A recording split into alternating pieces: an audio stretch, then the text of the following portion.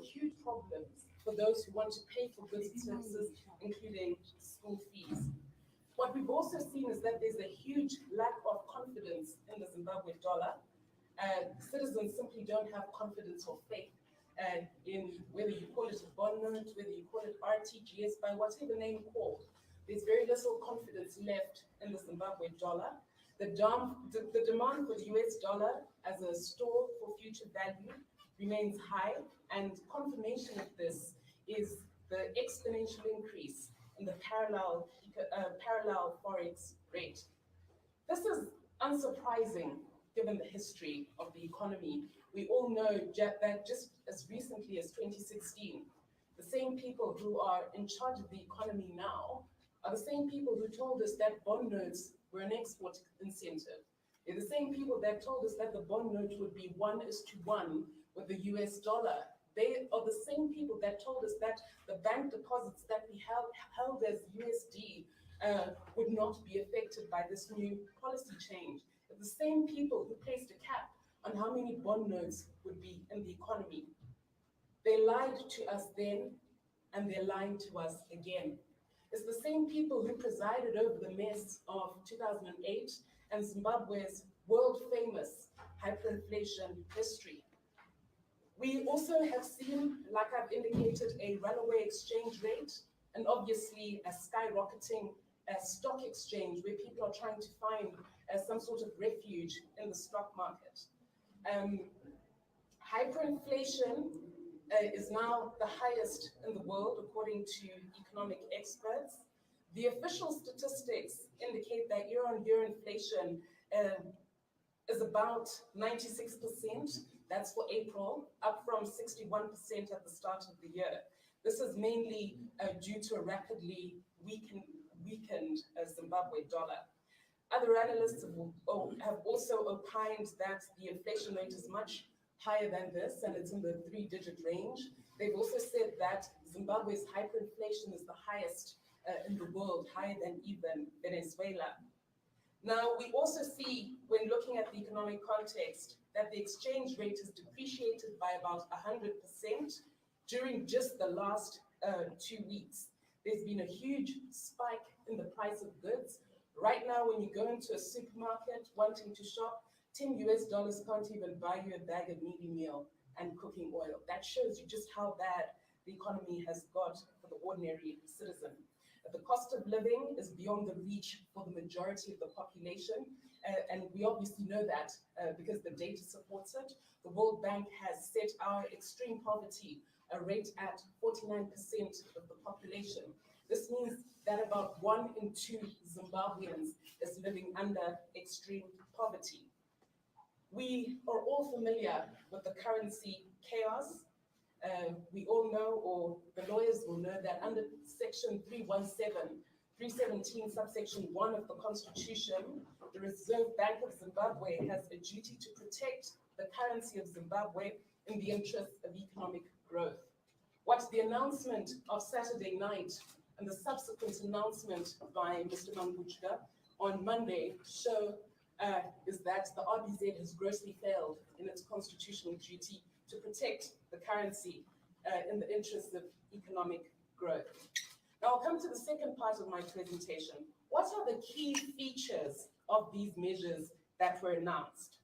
Now, on Saturday night, Mr. MNANGAGWA did something that's very unprecedented. As we all know, we are a constitutional democracy. Under Section 68 of the Constitution, every public official, whether you call yourself the president right down to the lowest civil servant, has an obligation to act within the framework of the law.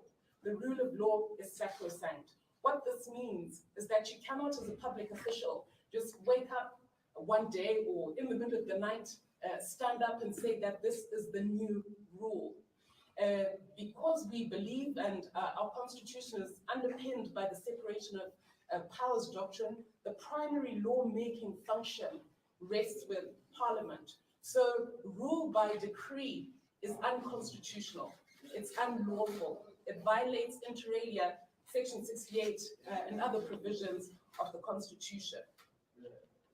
But notwithstanding this clear legal imperative, We saw Mr. MNANGAGWA introduce a raft of ill-thought-out, knee-jerk measures, what the RBZ calls a national announcement. Now, that creature of a national announcement is foreign to our law. It simply doesn't exist.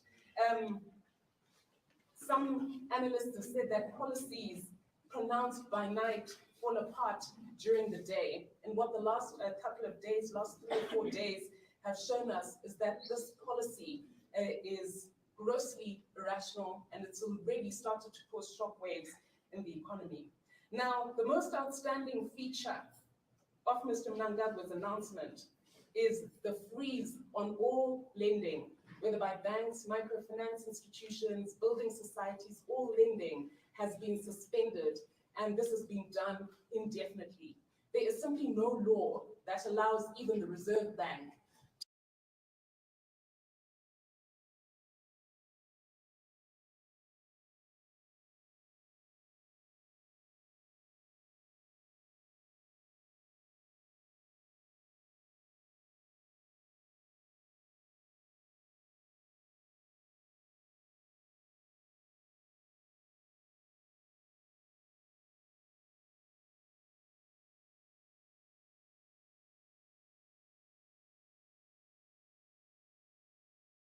to suspend all lending, to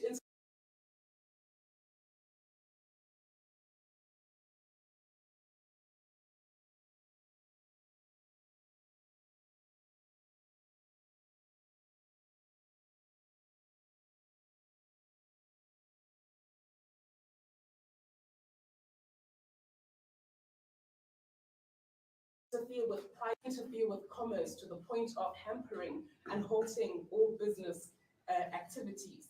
Curiously, Mr. MNANGAGWA said that these measures were designed to stabilize and bring confidence to the economy. It's been anything but that. Following the announcement by Mr. MNANGAGWA, on the 9th of May, the RBZ fleshed out the announcement by issuing call. So you simply cannot come up with any sort of stratagem to deal with this block on lending. I'm going to speak shortly to why this is going to cause shockwaves to the economy. Concerning pipeline transactions, another curious remark was made by the RBZ to the effect that lenders had to approach the RBZ for consideration on a case-by-case basis. Now, the difficulty we have there is what criteria is going to be used to allow other people to lend and other people not to. There's a huge potential for abuse, selective application of the directive, and other problems where, there will be punishment to certain business entities while other ones, we know the ones, are allowed to lend and to borrow. Now I move to the next part. Why are these measures problematic? Why is it that we as the CCC are saying that, Houston, we've got a big problem here? The first issue is that most commercial actors have already warned that the lending freeze would hurt Zimbabwe's already fragile economy. Surprisingly, but maybe not so surprisingly, Mr. MNANGAGWA's announcement did not produce any facts, any figures to justify, based on empirical evidence, the lending ban. This is something that lawyers will call grossly irrational administrative conduct. What are the figures that tell us that it's lending that has caused the run in the exchange rate? Nothing of the sort was presented to the citizens, and we're all none the wiser today after the announcement. And so what the announcement has created is fresh uncertainty over an already uncertain economy. I've already indicated that it's unprecedented. You simply don't see it anywhere in the world where you're just told suspend all lending to anyone whatsoever. All of your contracts are immediately stopped just because of a simple press announcement. We highlight that the timing could not be worse. The measures come in the middle of the preparations for our winter crop, when most farmers are drawing down, borrowing on their facilities to ensure that we've got a decent farming season. None of that was taken into account when Mr. MNANGAGWA issued his unlawful, invalid directive on the 7th of May. It is economically unsound, loaded with political rhetoric, which simply does not match the reality on the ground. And we hasten to say that, when analyzing this unlawful announcement by Mr. MNANGAGWA, followed by another unlawful announcement by Mr. Mangujka, we must bear in mind the kind of regime we are dealing with. It's a regime that's used to acting outside the confines of the Constitution. It's a regime that's used to acting outside the provisions of the law. It's a regime that does not even know that it's bound by the provisions of Section 3 of the Administrative Justice Act, which oblige it to always give notice before handing down such an adverse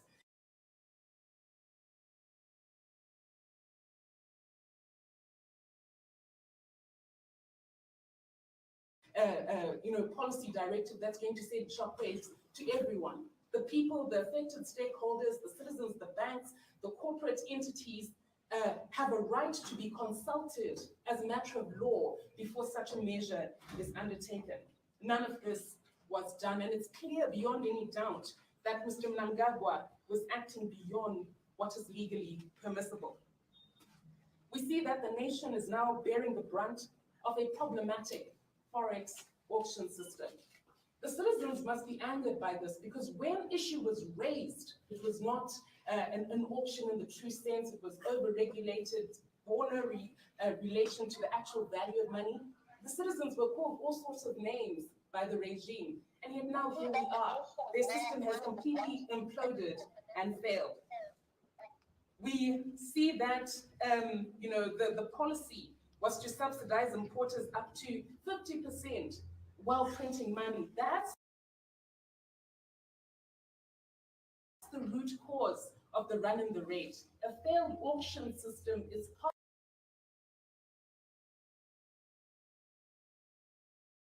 of the root cause of the run in the rate, not the explanation that's being given by Mr. MNANGAGWA, political rhetoric around economic saboteurs. That's simply not borne out by the evidence. Now, what does this mean for investment? Zimbabwe is now riskier, deathly uncertain, and volatile with low returns. This means that it's highly unlikely that we're going to be able to a parallel banking system with usurious interest rates. No investor is going to be attracted to an economy where lending can be suspended overnight by an announcement by a person just standing at his desk that he just does not feel like lending should be allowed anymore, not based on data, no notice given, the terms of contracts aren't given any considerations. Businesses rely on borrowing for short-term financing and operational needs. Lending is required to import raw materials, pay salaries, for working capital requirements, and for machinery.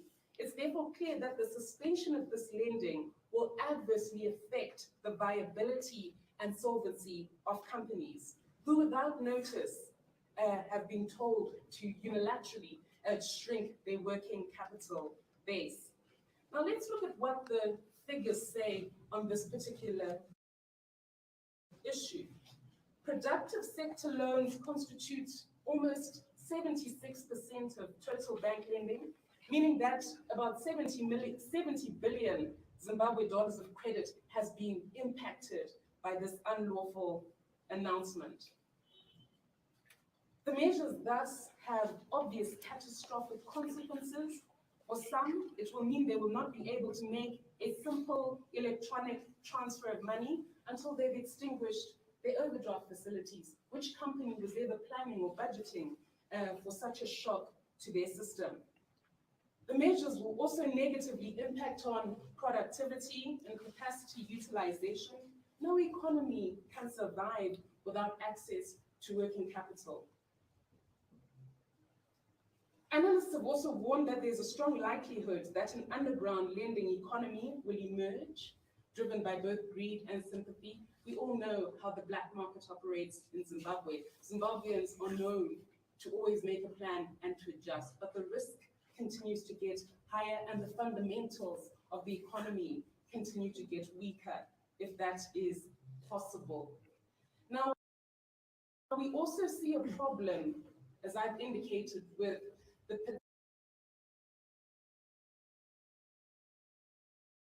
potential selective application of this announcement. Which entities are going to be allowed to lend? What does the case-by-case requirement actually mean? Who will be given authority? What factors are going to be taken into account? That's the difficulty with implementing a policy like this without reference to any law. The law, as a matter of constitution, before those principles are unleashed on them as a directive or a diktat. Now, coming to the viability of banks, the interest income of banks has now been threatened. Lending is banks' core business. Interest income constitutes for most 40% at least of the total revenue for the bank and is their biggest source of income. Analysts have reported that the government suspension of bank lending could wipe out between 20 to 50% of the income of banks. And so we can see very clearly that the data tells us that this new policy measure spells disaster for our economy. It also is going to create another black market operation within the banking system and could push banks to engage in non-permissible activities to compensate for their loss of income. The economic measures also risk triggering huge disruptions in the goods market, which is likely to create shortages, very much like what we saw in 2008. If companies can't be viable, if they don't have a sufficient working capital base, it's going to be very difficult for us to see goods on the shelves unless they act outside the confines of this directive.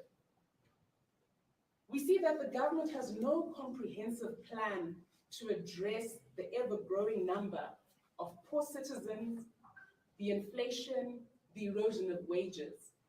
What was shockingly absent from Mr. MNANGAGWA's statement is any plan to address the continued suffering of Zimbabweans who barely can afford basic transport to go to work, to put food on the table, to pay school fees for their children, to access health care.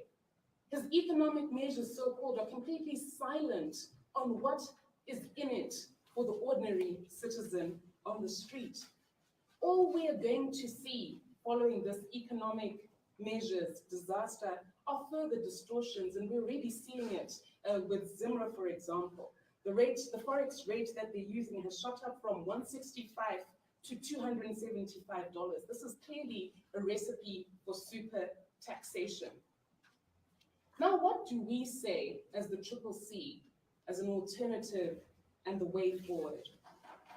Now, we've consistently said that the problem in Zimbabwe, the root cause of all these issues that we face, whether it's a poorly run economy, the crisis in the public transport sector, the breakdown of our hospitals, our school system that's now completely dilapidated, our broken and worn out infrastructure, all of that points to a failure in leadership.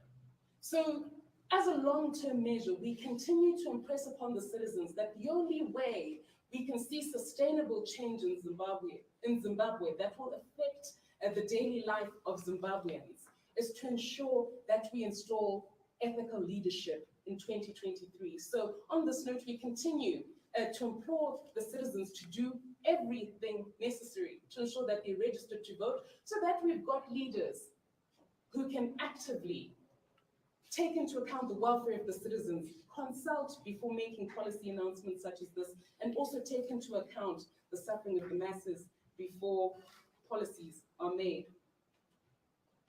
There are a lot of industry questions that have been asked, and we call upon the regime to take these questions seriously. A key question that's been asked is, what is the roadmap? Mr. Mangujga the other day said, look, this is just a short-term measure. What does that mean? And how does commerce plan with that sort of announcement in place? So we call for them to set out a clear roadmap concerning these measures. Consult widely. In fact, in the new Zimbabwe, before a measure that's going to affect the entire economy is implemented, there'll be wide consultation of big business, of small business, of workers, of all affected stakeholders, because that's the only way you can ensure that you've got sound policies in place. But concerning this immediate issue, the regime has to quickly take steps to consult the banking sector, come up with a framework that actually works before we have another earthquake. We've seen several earthquakes in the economy, the hyperinflation of 2008, the bond notes crisis, the breakdown of our pension system and the erosion of all pension values. So to avoid those sorts of shocks from continuing, let's quickly consult everyone.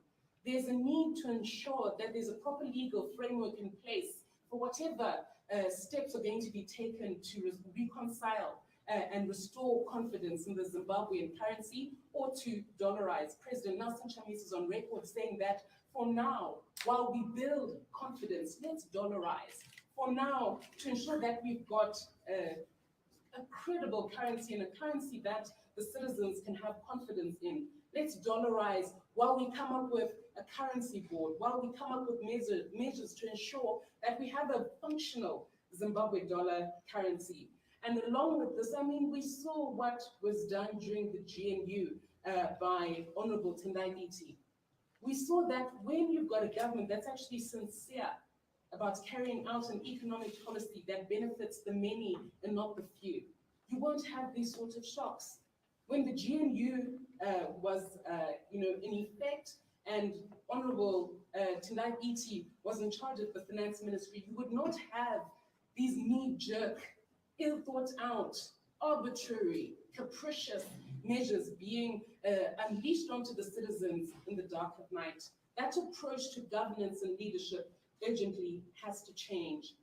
Along with that, there's an urgent need to fix the fundamentals. There's a need to address the root cause of our economic difficulties, the failure by the regime to respect property rights, the failure to have a bona fide currency system which is not dogged by arbitrage for, fat cats, to take away all the corruption. We've seen, the illicit financial flows that take place. All of that has a huge impact on how the economy is run. There has to be clarity on all measures around a timeline. What does success look like? And what are the citizens to expect in the future? It's critical that Parliament holds the regime to account, and as the Ccc, we all know that Honorable Tendai Biti is leading the Finance Committee in Parliament. Issue is being taken as we speak, even today, during question time with the ministers. Questions are going to be asked concerning the efficacy, legality, propriety of these regulations. So on that note, I just wish to close by saying that what Mr. MNANGAGWA demonstrated on the 9th of the 7th of May is that he has no care whatsoever for the welfare of citizens. He is not in touch with the reality of commerce in Zimbabwe. And so we continue to call upon everyone. What we need to solve the entirety of these problems is to ensure that we install a government that serves the people and not just a few. Thank you. I'm going to take a few questions. And then after that question time, I think we can disperse. Yes, sir. I'm Kudzai, but from Techno TV. Thank you. Yes, ma'am, as you were speaking, you say that these measures that were put in place by the president were illegal and there is no piece of legislation that gives him the right to do so.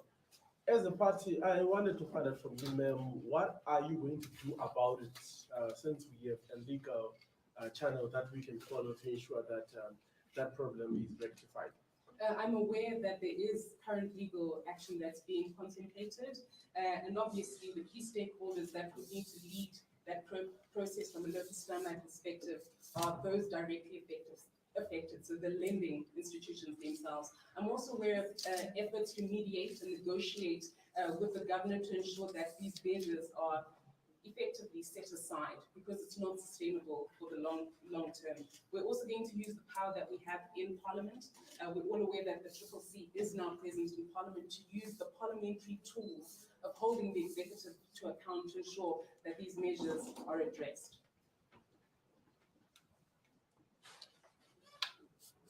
No other questions? Okay, so with that, I'd like to thank you very, very much. We are going to maintain a policy watch on these measures.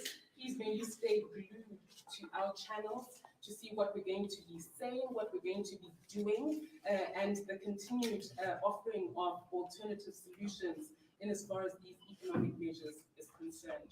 Thank you very much.